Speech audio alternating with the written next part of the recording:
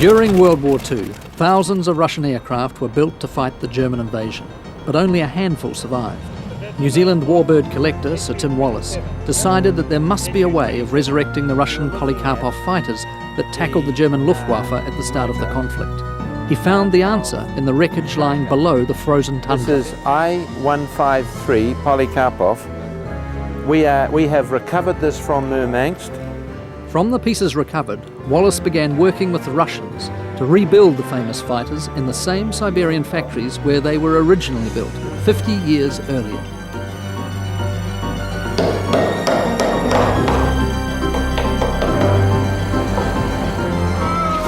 Six years and millions of dollars later, the precious cargo is carefully uncrated at the Alpine Fighter Collection's base at Wanaka Airfield.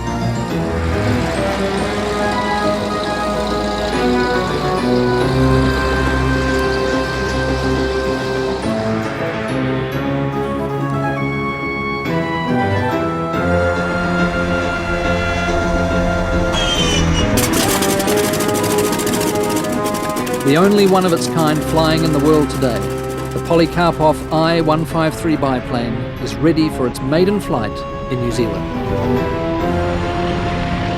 The I-153 was one of the fastest biplanes to enter service. It was also a highly manoeuvrable aircraft. But the stars of this year's Warbirds over Wanaka will undoubtedly be 5 Polikarpov I-16s. Affectionately known in Russia as little donkeys, this will be their first public appearance in 50 years.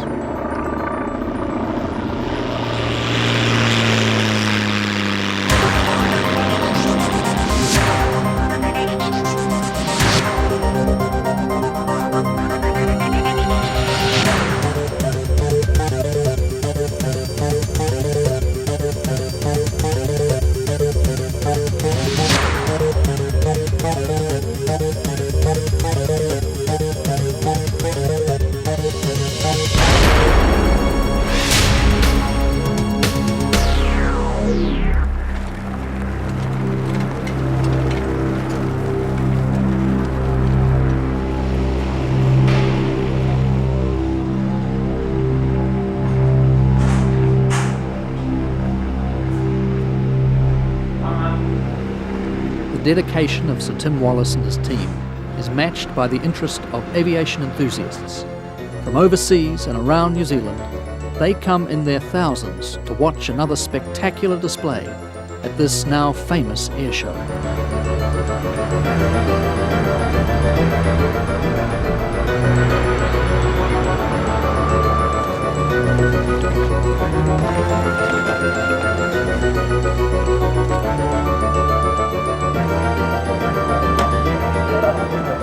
Final preparation, adjustments, checking and double-checking of the planes is being carried out before the rigorous flying that an air show like this demands.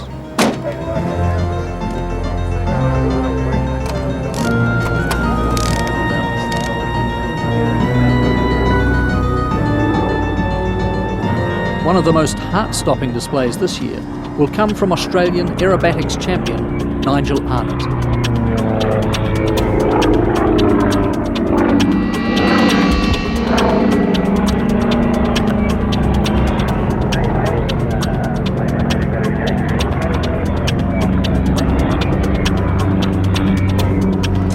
This aircraft is a Russian-built Sukhoi Su-31, built in the heart of Moscow by the Sukhoi Design Bureau.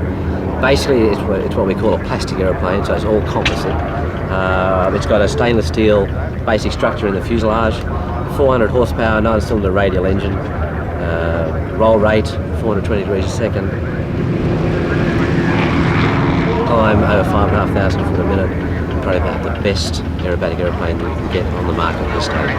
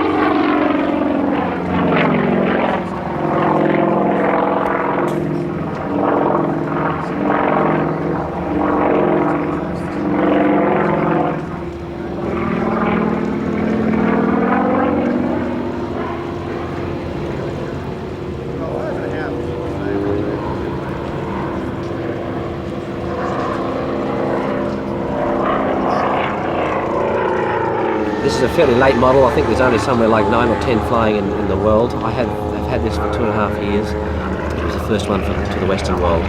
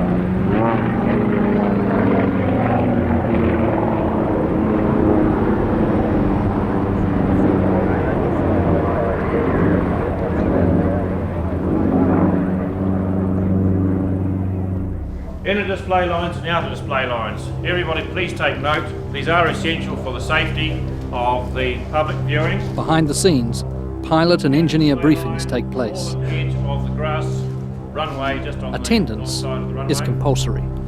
That is for aircraft doing a straight flyby less than 250 knots.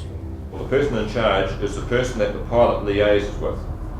So I'll be giving a list of the pilots that for each aircraft, there's a safe confusion. The pilot, instead of coming to me, him, you, not being sure, the pilot will go to one person, and that person is the one that knows about that aeroplane.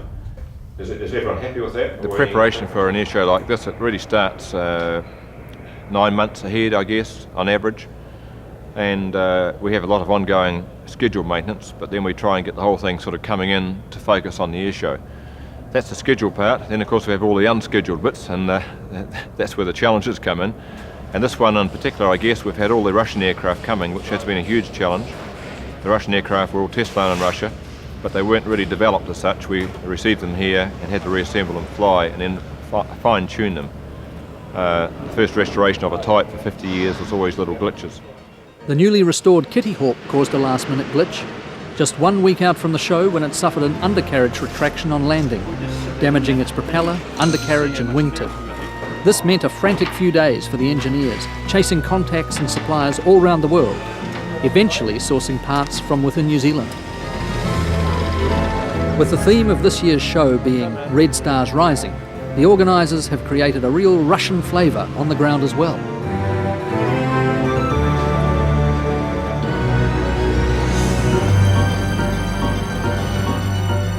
This year, over 70,000 people will attend the air show, and every vantage spot around the airfield is taken.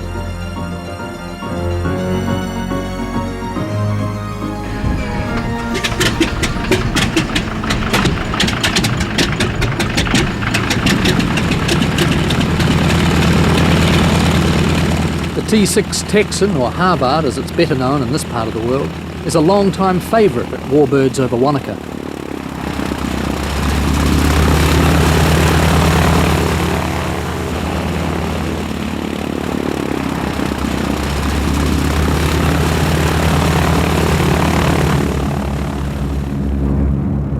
Used to train new Kiwi fighter pilots during World War II, it's also an excellent aerobatic performer.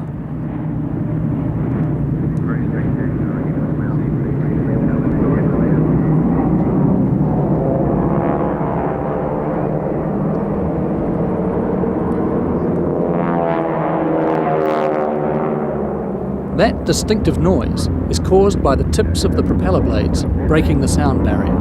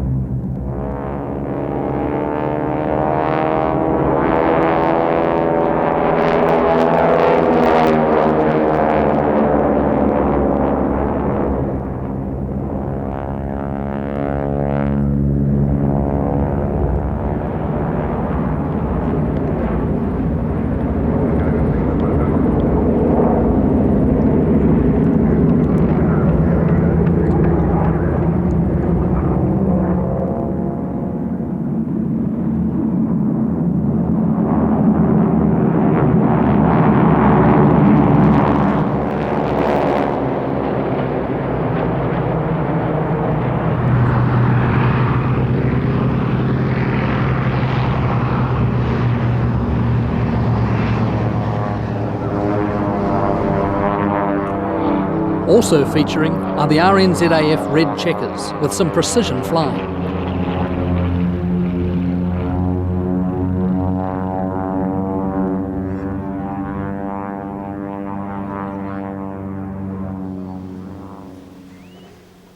This is the Polikarpov I-153 biplane, and it's the fastest biplane fighter ever produced in the world. Probably the fastest biplane, I think. I haven't researched it fully, but this was built back in 1939 after the Polikarpov monoplanes.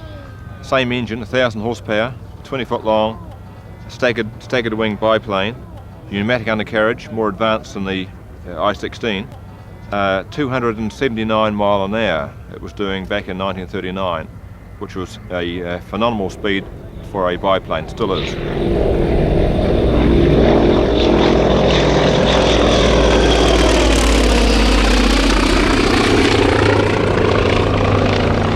In terms of a pilot's aeroplane, we're still learning, because unfortunately this was going to be flying for the big air show here. We've only had one flight with it, which was pretty well publicised. We had a undercarriage problem.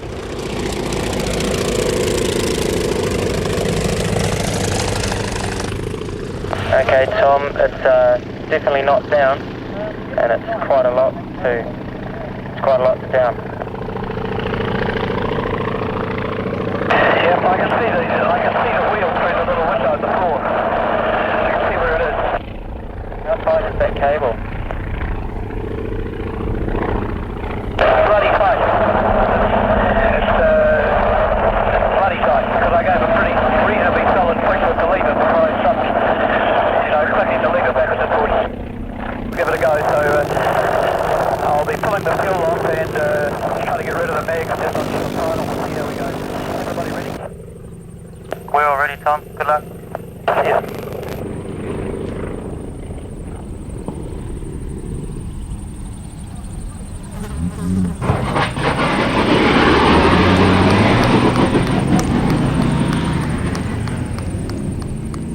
That's why it's not flying this weekend. Damage was light, but the time frame and the few parts we needed, we put it to one side to concentrate on our flying aircraft. So we'll be fixing this after Easter, and we'll be flying it again in the very near future. We've got pilots all very, very keen to fly it. It's being sought after. It's acknowledged and expected to be a beautiful aeroplane to fly. I've spoken with the Russian test pilot who's done all the test flying on the Polikarpovs, and he just said it's absolutely delightful. From its base at Ohakea in the North Island, the Air Force's frontline fighter, the Skyhawk, swoops in for a flying visit.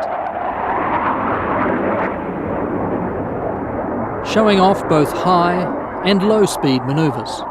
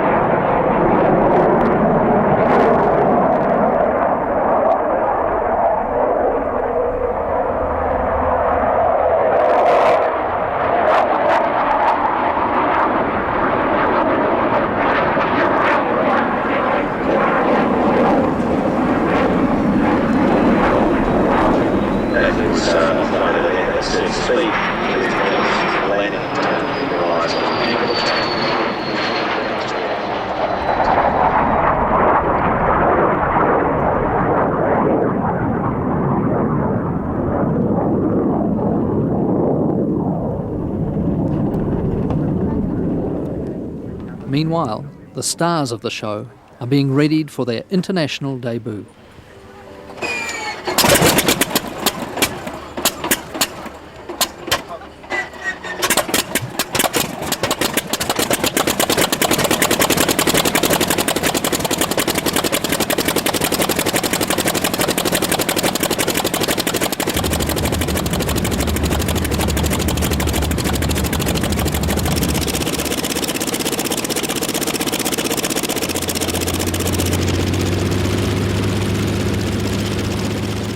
Polikarpov I-16 is a Russian fighter, the first monoplane fighter in the world with retractable undercarriage. Technically they were very advanced for the time. They're a wooden fuselage and they were designed to be built by basically semi-skilled Russian labourers.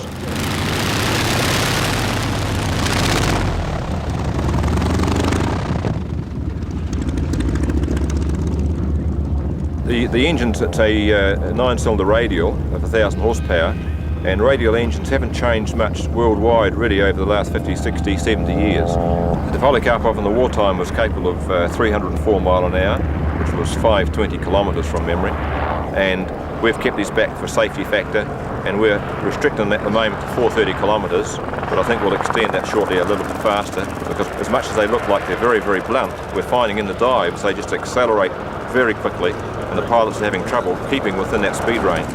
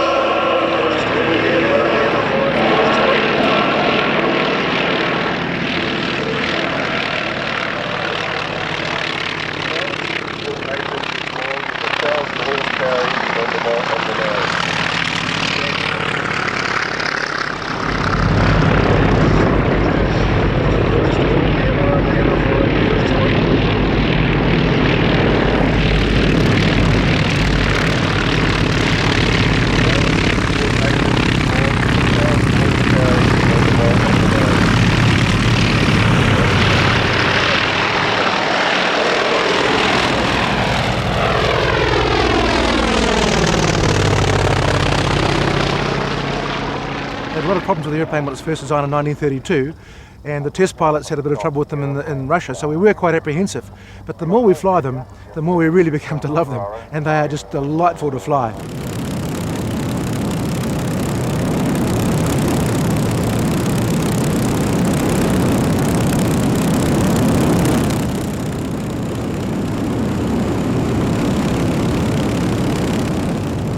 We're back to basics. A lot of vibration, a lot of noise, a lot of smell. You've got to get airborne and wind the undercarriage up, that's 45 turns. And while you're doing that, you've got to keep watching where you're going and so on. It's really quite amazing. It's delight and information. The boys are flying quite close to me, and a lot of power, instant power and instant closing of power, so it's wonderful.